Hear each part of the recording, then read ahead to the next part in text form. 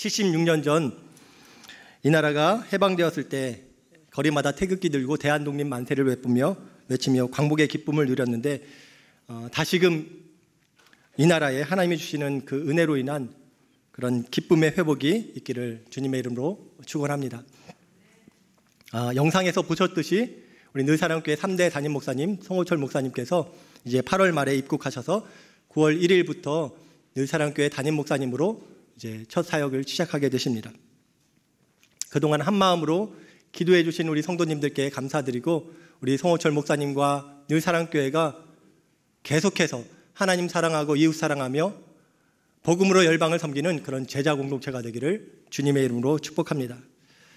그렇게 또 계속 기도해 주시고 마음을 모아주시기를 주님의 이름으로 축원합니다. 오늘은 76주년 광복절입니다.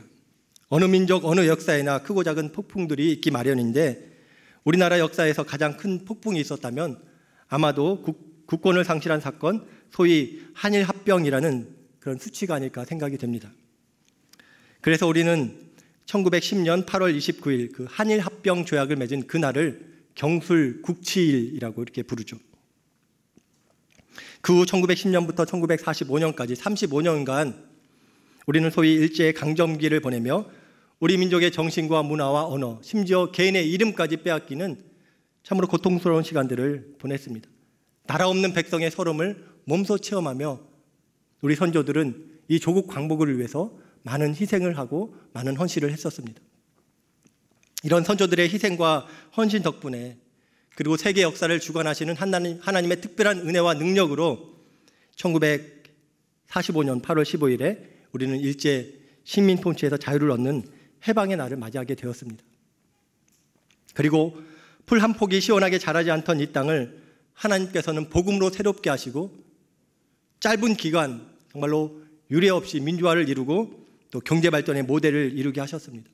그리고 전 세계에 선교사를 세 번째로 많이 파송하는 나라로 우리 한국교회를 또 축복해 주셨습니다.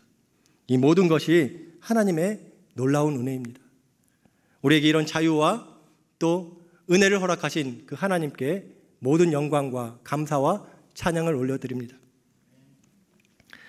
사실 광복절은 굉장히 기쁘고 즐거운 날이죠. 그런데 지금 우리나라는 그 기쁨을 누리지 못하고 있는 상황입니다. 왜 그럴까요? 이 나라와 한국교회가 광복을 허락하신 하나님의 뜻을 온전히 이루지 못하고 평안하다 평안하다 하는 그 사단의 거짓말에 속아 경계심을 잃어버리고 말았기 때문입니다. 그래서 하나님을 대적하여 높아진 우상들을 섬김으로 점점 더 세속화되어져 버렸습니다.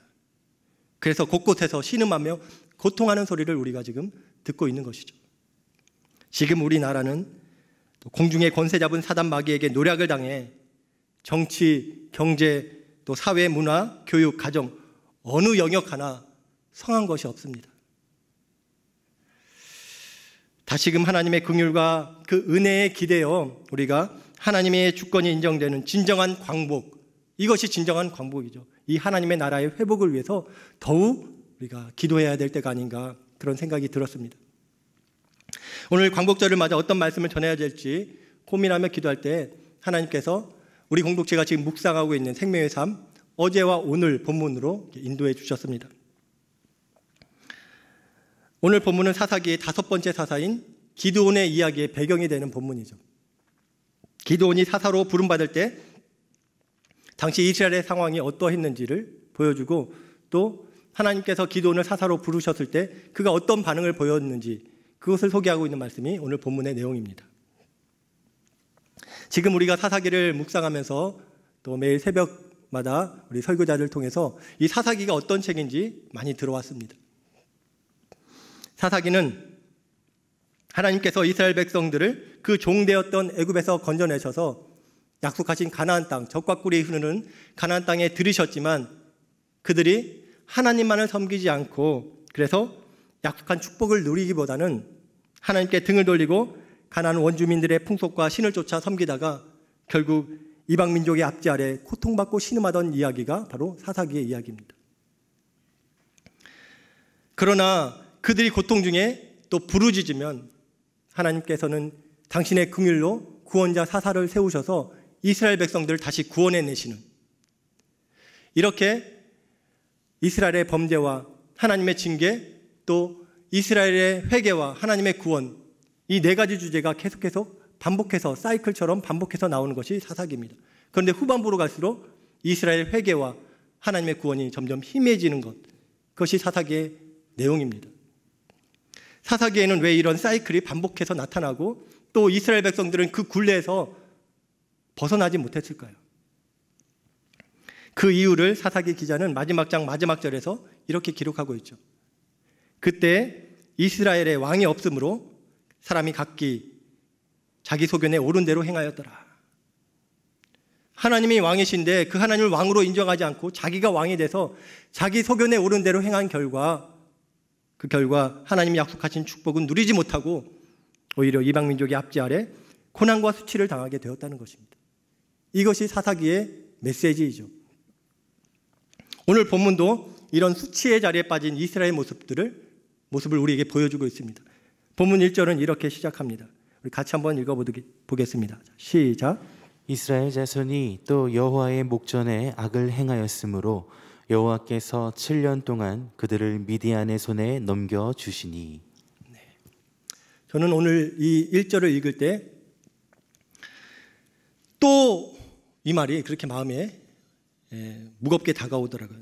또 여호와의 목전에 악을 행하였으므로. 이 표현이 사사기에만 몇 번 나오는지 아십니까? 6번 나옵니다. 6번. 이스라엘 백성이 또 여호와의 목전에 악을 행했더니 이스라엘 자손이 다시 여호와의 목전에 악을 행했더니 또야 또 이제 깨달았겠지, 이제 말씀대로 살겠지, 이제 나만 섬기며 살겠지, 그렇게 하나님께서 기대했는데 또 여호와의 목전에 악을 행한 그들을 보고 하나님의 마음이 얼마나 안타깝고 또 얼마나 아프셨을까, 그런 생각이 들더라고요. 여러분, 이스라엘이 왜 또 이렇게 악을 행하는 자리에 빠졌을까? 오늘 본문 앞장인 5장 마지막 구절 이렇게 보니까 원인을 유추해 볼 수 있겠더라고요. 5장 31절에 보면 그 땅이 40년 동안 평온하였더라 이렇게 나옵니다. 이것이 문제였던 것이죠.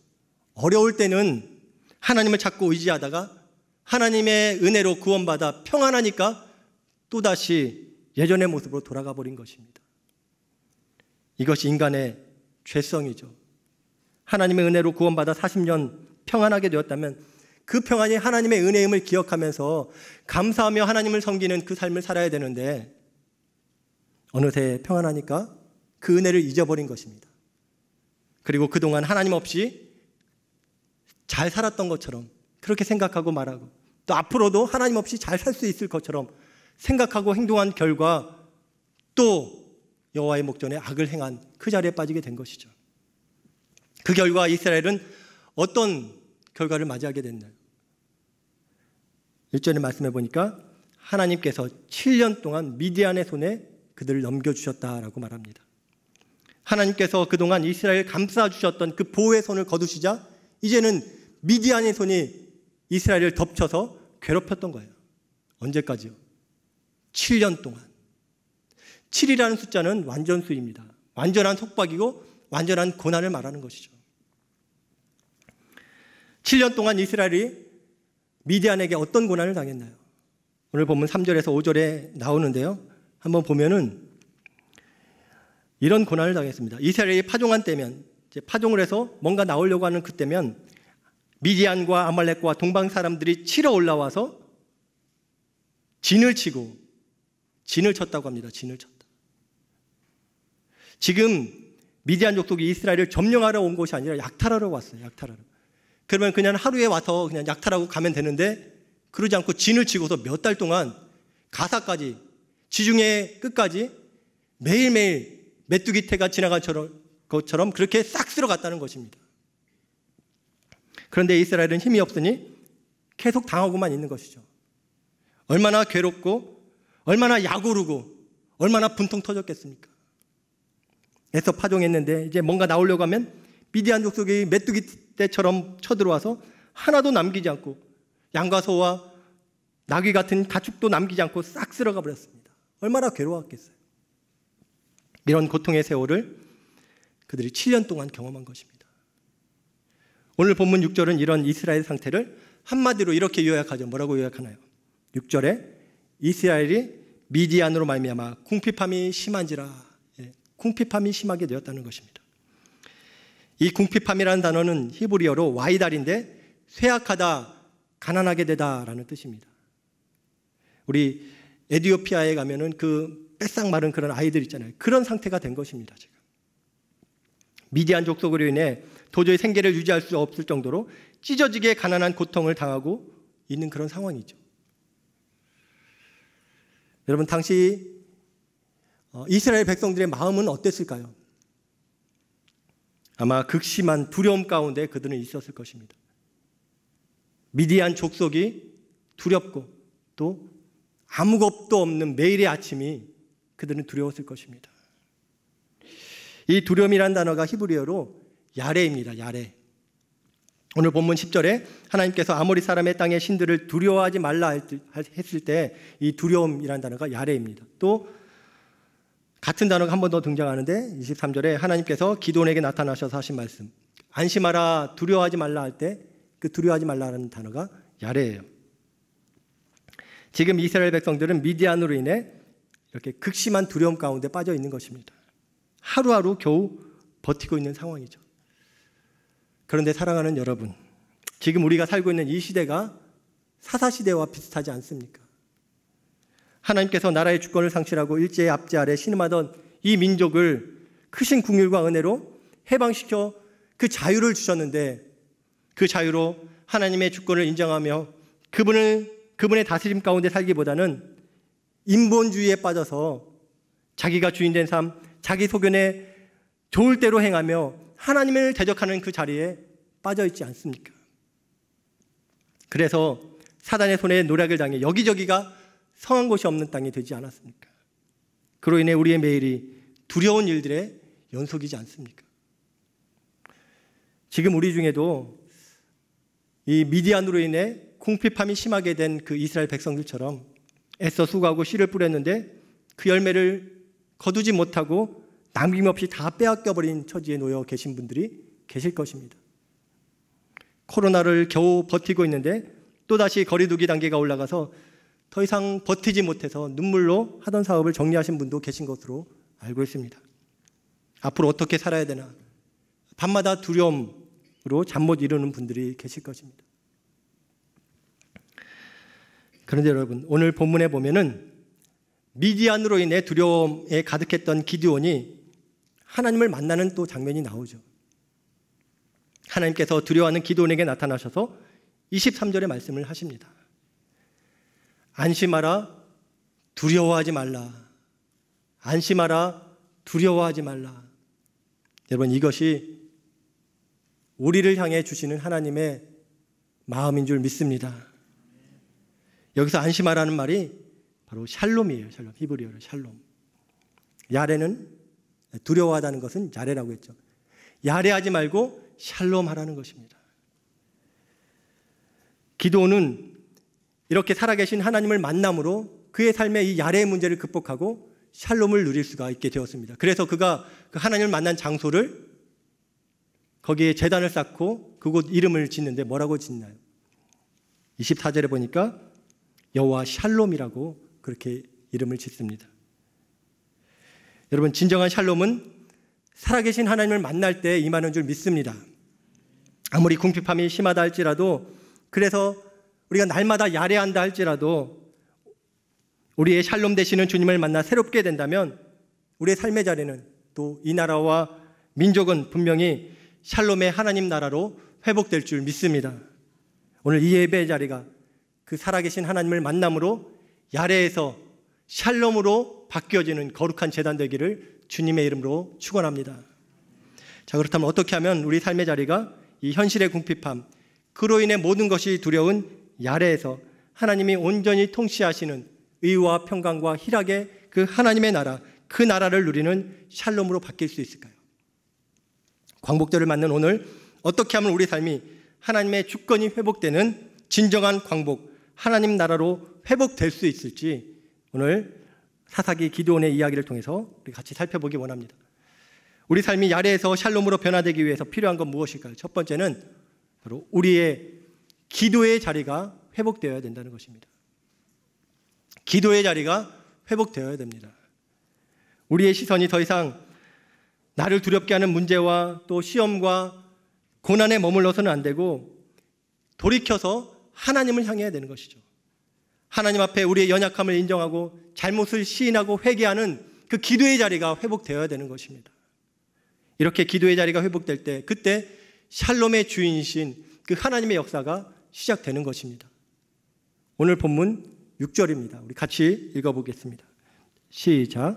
이스라엘이 미디안으로 말미암아 궁핍함이 심한지라 이에 이스라엘 자손이 여호와께 부르짖었더라. 네. 여기서 제 눈에 띈 흥미로운 단어가 있습니다. 아까 이제 그 구절에서도 다른 색으로 표시를 했죠. 무슨 단어였을까요? 이해라는 단어입니다. 여기 나오는 이해라는 부사는 지금 이스라엘 역사의 반전을 가져다주는 가장 중요한 단어입니다. 왜냐하면 이 이해 다음에 나온 행동 때문이죠. 그 다음에 뭐가 나오나요? 이에 이스라엘이 여호와께 부르짖었더라. 여기에서 이스라엘의 소망이 싹이 트기 시작한 것입니다. 이 이해가 보면은 또 누가복음에 돌아온 탕자비에도 나옵니다.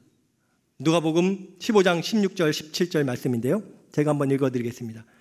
그가 돼지 먹는 주염 열매로 배를 채우고자 하되 주는 자가 없는지라 이에 스스로 돌이켜 이르되 이에 스스로 돌이켜. 탕자의 그 인생을 전반부와 후반부로 나누는 그 분기점이 바로 이 이해라는 것입니다. 그래서 인생은 두 종류로 나눌 수 있는 것 같습니다. 하나는 탕자로 살다가 이 이해를 찾지 못해서 결국 비참하게 생을 마치는 인생이 있는가 하면 탕자로 고생하지만 이 이해를 붙잡고 돌이켜서 새로운 삶을 사는 사람이 있다는 것입니다. 그런데 많은 사람들이 전자의 삶을 살다가 그렇게 또 망하는 것을 보게 되죠. 여러분, 지금 이스라엘 백성들이 미디안의 압제에서 몇 년을 고생했다고 합니까? 몇 년이라고 했죠? 7년이죠, 7년. 이 7년 동안이라는 단어를 볼 때 우리는 이스라엘 백성들이 하나님의 징계를 받아서 7년 동안 참 고생을 많이 했겠구나 그렇게 생각하는데 사실 이스라엘의 하나님의 징계가 7년 동안 임했다는 것은 더 깊은 영적인 의미가 있는 것입니다.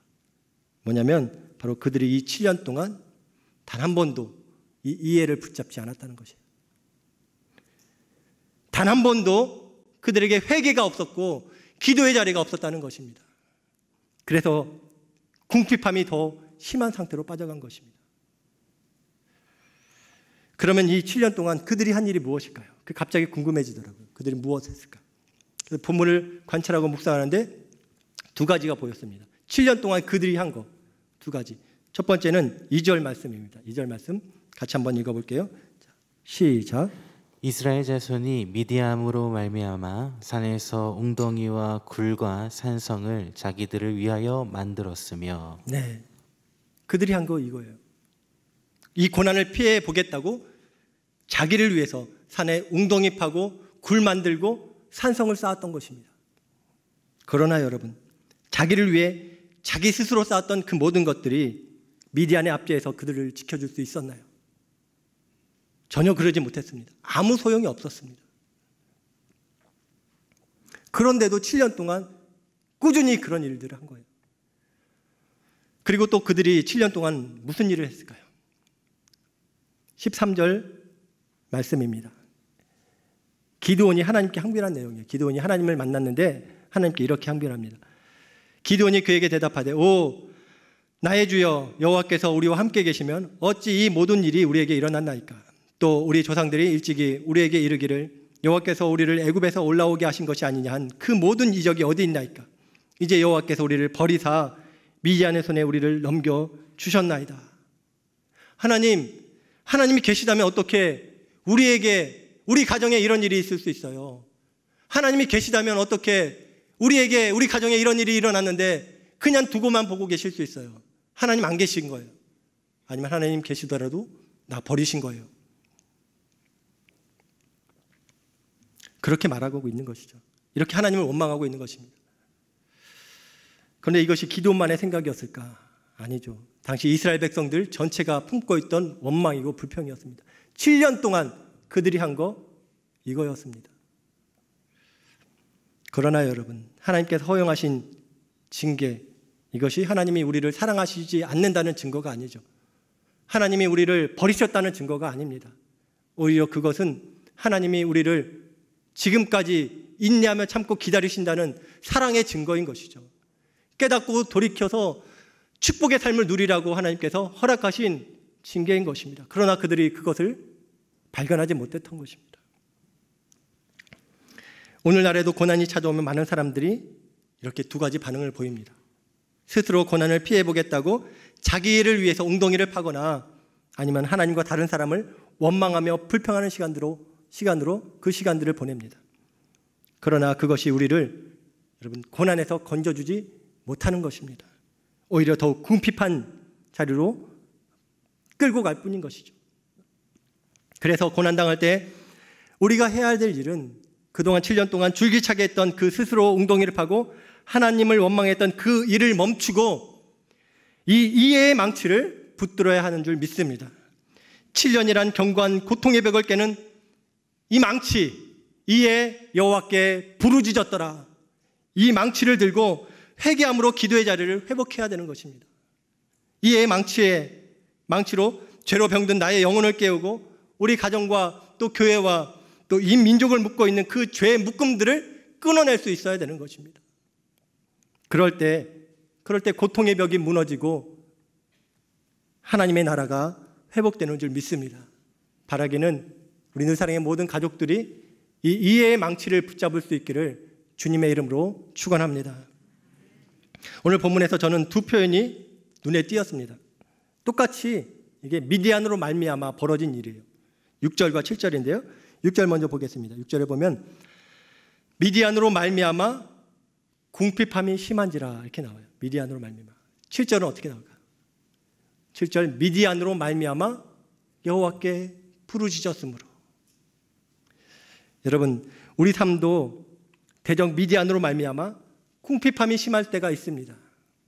하나님께서 우리를 깨우시기 위해 사용하신 징계의 도구로 우리 삶이 고통스럽고 괴롭고 또 궁핍할 수 있습니다. 그러나 우리를 궁핍하게 만들었던 그 미디안으로 말미암아 우리가 여호와께 부르짖게 된다면 그 고난은 우리 삶에 변장하고 찾아온 축복이 될 수 있는 줄 믿습니다.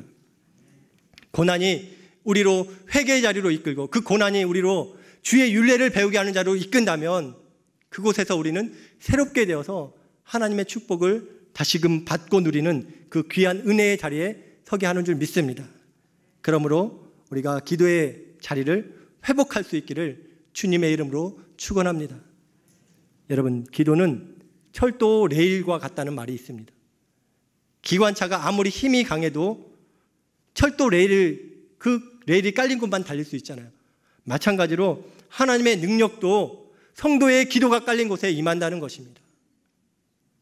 우리가 기도로 낸 그 길을 하나님은 당신의 능력으로 지나가시는 것입니다. 그래서 기도할 때 하나님의 역사가 나타나고 회복이 시작되는 것입니다. 바라기는 이에 부르짖었더라. 이 기도의 자리를 회복할 수 있기를 주님의 이름으로 축원합니다. 하나님은 여러분 우리의 신음에도 응답하시는 하나님이십니다. 하물며 그 하나님께서 부르짖는 자의 그 간구를 어찌 외면하실 수 있겠습니까? 우리가 기도하려고 무릎을 꿇으면 하나님은 역사하시기 위해서 벌떡 일어나실 것입니다. 우리가 기도하기 위해 눈을 감으면 하나님은 불꽃 같은 눈으로 우리의 삶의 자리를 살피실 것입니다. 우리가 기도하기 위해 손을 모으면 우리 하나님은 역사하시기 위해서 당신의 능하신 손을 펴셔서 우리 삶 가운데 개입하실 것입니다. 이에 부르짖었더라. 이 기도의 자리를 회복함으로 야레에서 샬롬으로 우리 삶이 변화되는 그 은혜 누리시기를 주님의 이름으로 축원합니다. 아멘. 두 번째, 우리 삶이 야레에서 샬롬으로 변화되기 위해서 필요한 건 무엇일까요? 두 번째는 바로 우리의 말씀의 자리가 회복되어야 됩니다. 그동안 이스라엘이 고통 중에 부르짖으면 하나님께서는 어떻게 하셨나요? 구원자 사사를 보내서 이방 민족의 손에서 그들을 구원해내시는 것이 일반적인 패턴이었습니다. 그런데 오늘 본문에서는 하나님께서 그렇게 하지 않으시고 다른 방식을 사용하셔요. 어떻게 하시나요? 사사를 보내신 것이 아니라 한 무명의 선지자를 그에게 보내십니다. 그들에게 보내십니다. 8절 말씀 같이 읽어보겠습니다. 시작. 여호와께서 이스라엘 자손에게 한 선지자를 보내시니 그가 그들에게 이르되 여호와께서 이같이 말씀하시기를. 네, 여러분 이스라엘 백성이 하나님께 부르짖을 때 그들이 하나님께 기도한 내용이 무엇이었을까요? 어떤 내용으로 기도했을까 생각해 보니까 아마 이렇게 기도했을 것 같습니다. 하나님, 굶어 죽게 생겼어요. 저희들에게 필요한 양식을 좀 보내주세요. 하나님, 우리를 괴롭히는 미디안군, 그 미디안군을 물리칠 힘 있는 장수를 좀 보내주세요. 그렇게 아마 기도했겠죠. 저희들이 그렇게 기도하는 것처럼. 그런데 하나님의 관점은 달랐습니다. 하나님 편에서 볼 때 이스라엘에게 이 외적인 궁핍함보다 더 시급한 문제는 그들의 내적인 문제, 바로 영적 궁핍함이었던 것이죠. 그래서 하나님께서 한 무명의 선지자를 먼저 보내신 것입니다. 여러분, 선지자가 어떤 사람입니까? 바로 하나님의 말씀을 대언하는 사람이죠. 그래서 그가 와서 그들에게 여호와께서 이같이 말씀하시기를 하면서 하나님 말씀을 전하는 것입니다. 그가 전한 하나님 말씀이 8절 이하에 이렇게 쭉 나오고 있죠. 어떤 말씀을 전했나요? 8절 이하에 보면 이스라엘 하나님, 내가 너희를 애굽에서 인도하여 내며 너희를 그 종되었던 집에서 나오게 하여 애굽 사람의 손과 너희를 학대하는 모든 자의 손에서 너희를 건져내고 그들을 너희 앞에서 쫓아내고 그 땅을 너희에게 주었으며 내가 또 너희에게 이르기를 나는 너희의 하나님 여호와이니 너희가 거주하는 아무리 사람의 땅의 신들을 두려워하지 말라. 그렇게 하였으나 너희가 내 목소리를 듣지 아니하였느니라 하셨다 하니라. 이것이 선지자를 통해서 주신 하나님의 말씀입니다. 한마디로 뭔가요? 너희가 내 말 듣지 않았다. 너희에게 내 말이 들리지 않았다. 그 말인 것입니다.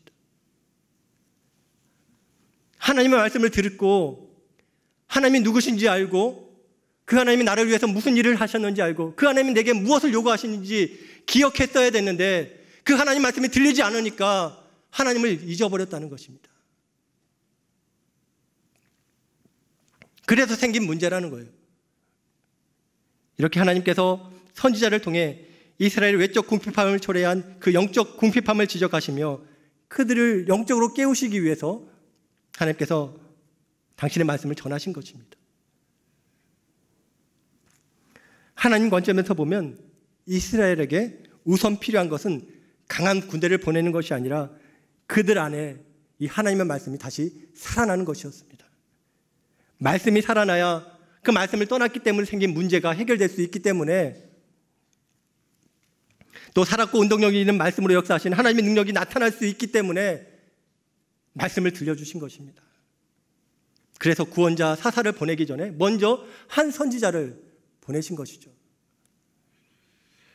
사랑하는 여러분, 지금 여러 문제와 역경 또 고난과 궁핍함 가운데 있는 이 나라와 한국교회 우리 각자에게 시급하게 회복되어야 될 자리도 바로 이 말씀을 듣는 자리, 말씀이 들려지는 자리인 줄 믿습니다.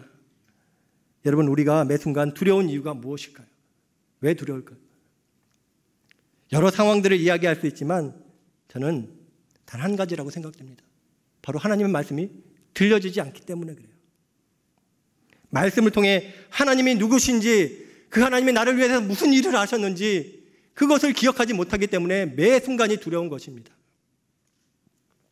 만약 우리가 말씀을 통해 우리가 믿고 섬기는 그 하나님이 이 천지 만물을 창조하신 창조주 하나님, 능력의 하나님이라는 것을 안다면, 그리고 그 하나님이 우리를 위해 아들을 아끼지 않으시고 십자가에 내어주셔서 구원하신 사랑의 하나님이라는 것을 우리가 안다면 우리는 어떤 시련과 역경과 도전 앞에서도 흔들리지 않을 수 있을 것입니다. 창조의 하나님, 그 능력의 하나님, 구원의 하나님, 그 사랑의 하나님이 내 하나님인데 어찌 우리가 망할 수 있겠습니까? 그런데 하나님의 말씀이 우리 삶에 들리지 않으니까 하나님과 우리 사이에 틈이 점점 더 벌어지고 그 틈을 사단은 교묘하게 파고들어서 세상 소리로 다 채우는 것입니다.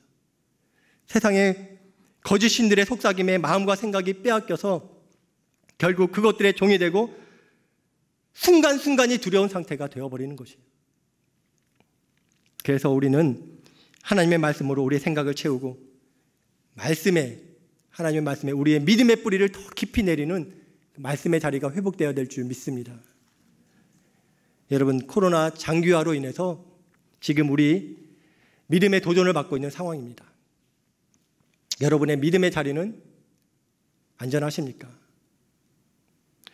제가 최근에 한 성도님과 통화를 하는데 그분이 현장 예배를 못 나오시고 여러 사정 때문에 온라인으로만 예배를 드리고 계신 상황입니다. 그분이 이런 고백을 하시더라고요. 목사님, 제가 지금 제 믿음의 바닥을 보고 있는 것 같아요. 제 믿음이 이 정도밖에 안 되었나, 그런 자괴감이 들어요. 그런 말씀을 하시더라고요. 여러분, 바로 지금이 우리의 믿음을 테스트 받는 시간입니다. 코로나로 인해 교회 출석을 하지 못하고 비대면 예배로 우리의 예배를 하나님이 흔들어 보시던지 아니면 사단이 흔들어 보던지 이렇게 사정없이 흔들어 봤더니 흔들수록 그 뿌리의 깊이를 안다고. 어떤 사람은 아무리 흔들어도 꿈쩍하는 믿음의 사람이 있는가 하면 이 사단이 가지만 살짝 흔들어 보려고 싹 흔들었는데 이게 웬일이에요? 뿌리까지 쑥 뽑혀버리는, 흔들리는 믿음도 있더라는 것입니다. 여러분, 지금 나는 어떻습니까? 나의 믿음은 깊이 말씀의 뿌리를 내려 어떠한 시련에서도 흔들리지 않는 그런 믿음인가요? 아니면 가지만 살짝 흔들어 보려고 했는데 그냥 쑥 빠져버리는, 뿌리까지 쑥 빠져버리는 그런 믿음인가요?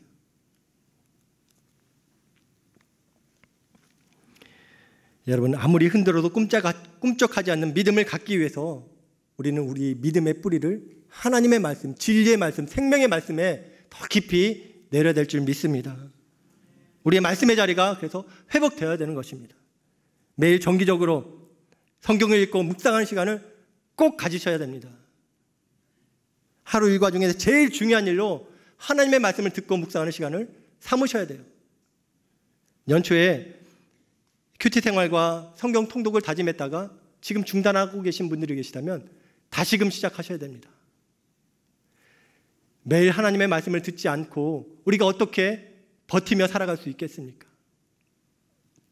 그리고 성경을 읽을 때 성경의 내용을 아는 차원에서 만족하시는 것이 아니라 그 본문으로 우리에게 말을 걸어오시는 하나님과 대화할 수 있어야 되는 것입니다. 하나님을 만날 수 있어야 되는 것입니다. 하나님이 어떠한 분이신지, 하나님이 무슨 일을 하셨는지, 하나님이 나에게 어떠한 삶을 요구하시는지 그 말씀을 통해 하나님과 만나 교제하면서 알고 또 누리고 믿고 순종하는 자리로 나아가야 되는 것입니다.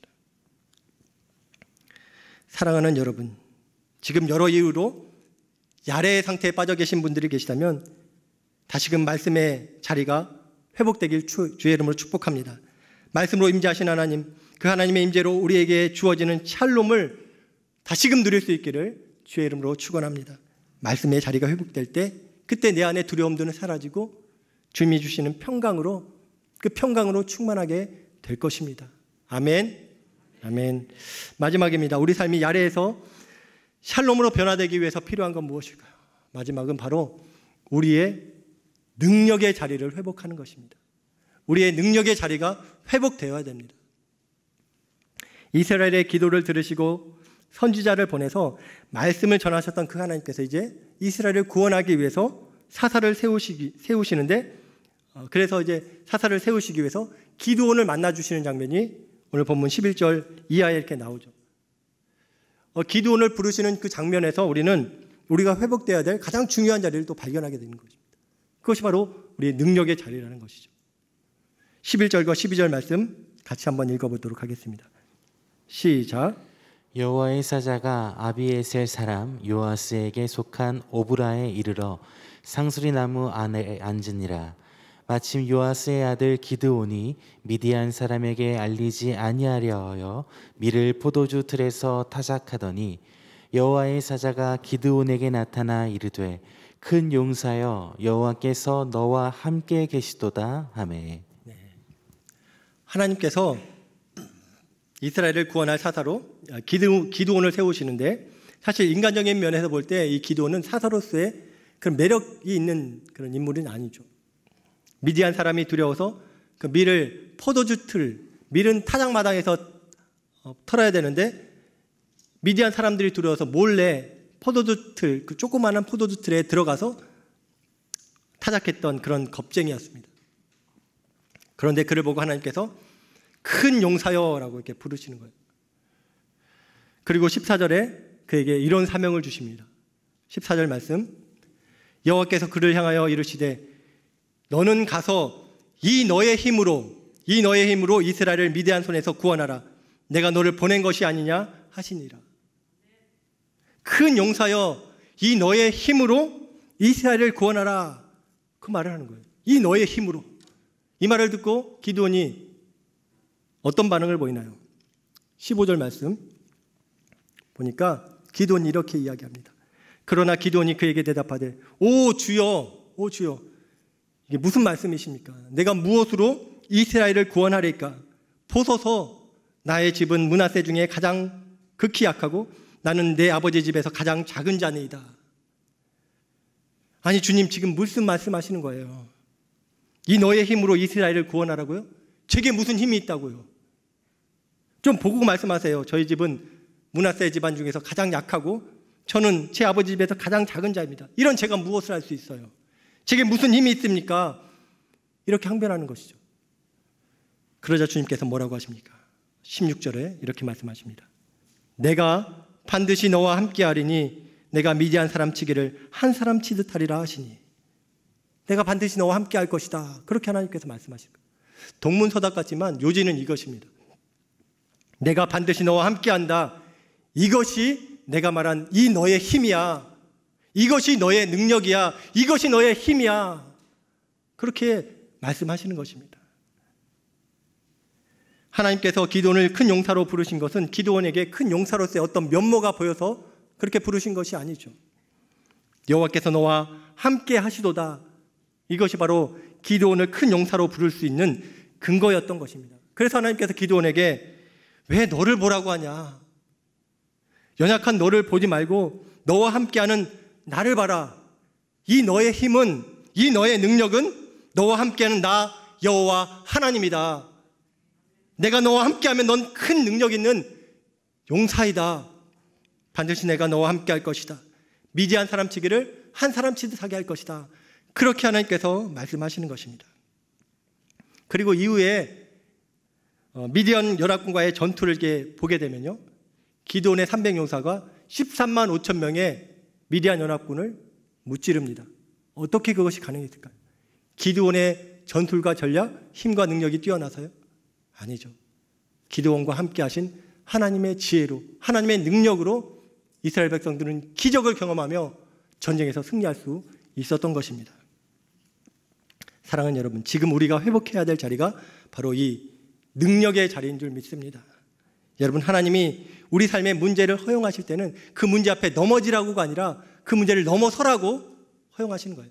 그리고 우리가 그 문제를 넘어서기 위해서는 그 문제를 해결할 능력이 없는 나 자신을 바라보며 나 자신을 붙들고 있는 것이 아니라 나와 함께 하시는 그 하나님을 붙들고 그분을 나의 힘 삼고 그 하나님을 의뢰하며 적진을 향해 달리고 내 하나님을 의지하여 담을 뛰어넘을 수 있어야 되는 것입니다. 그럴 때 여러 문제로 야래하던 우리 삶은 주님의 도우심으로 샬롬을 경험하게 될 것입니다.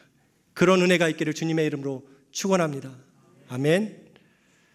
이렇게 질그릇 같은 자신이 아니라 함께 하시는 하나님을 큰 능력으로 고백하며 모든 고난과 역경에서도 흔들리지 않고 복음을 살아낸 사람이 성경에 나옵니다.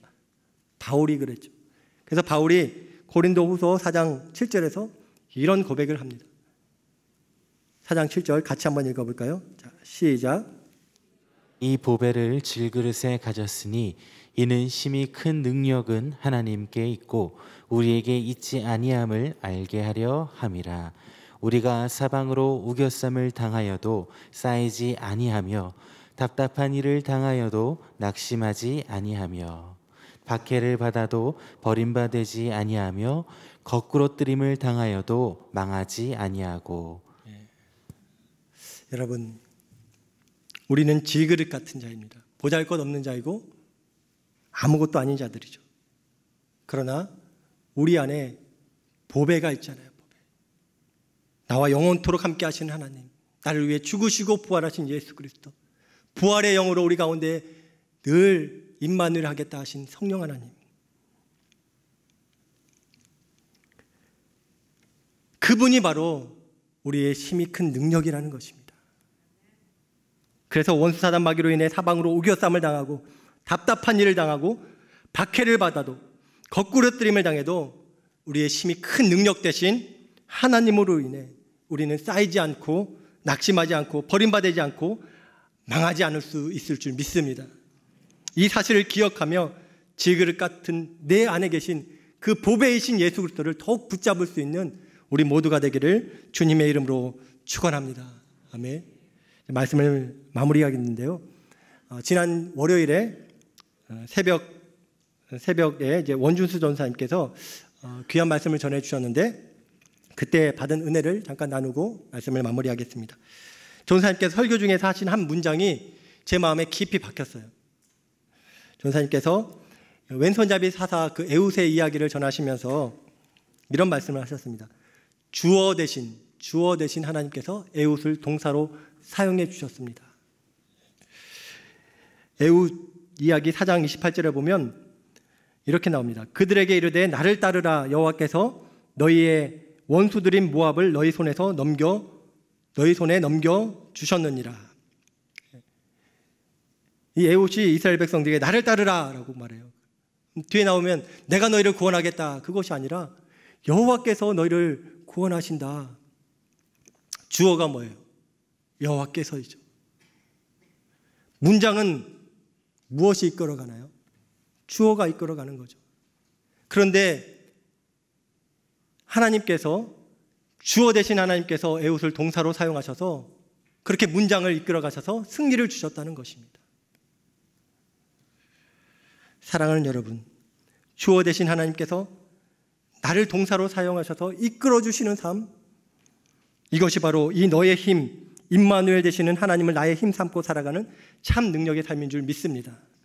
주어 대신 하나님께서 나를 동사로 사용하셔서 내 삶을 아름다운 문장으로 이끌어가셔서 마무리하게 하실 것을 믿는 것, 그것이 바로 주님의 주권을 인정하며 하나님의 통치하시는 진정한 하나님의 나라, 그 샬롬을 누리는 삶인 줄 믿습니다.